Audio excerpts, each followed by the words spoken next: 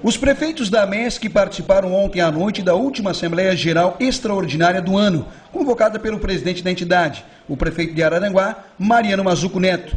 Durante a reunião foram discutidos assuntos voltados ao calendário escolar da Rede Municipal de Ensino, tema que foi abordado pela prefeita de Santa Rosa do Sul.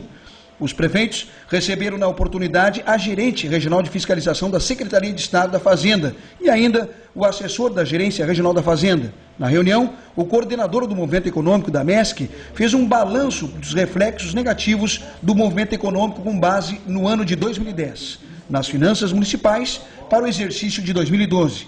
Na ocasião, foram apresentadas também as possíveis demandas judiciais devido ao alto valor gerado pelas empresas, especializadas em exportação e também importação. A noite foi considerada produtiva para os municípios da MESC. O encontro terminou com um jantar para os convidados.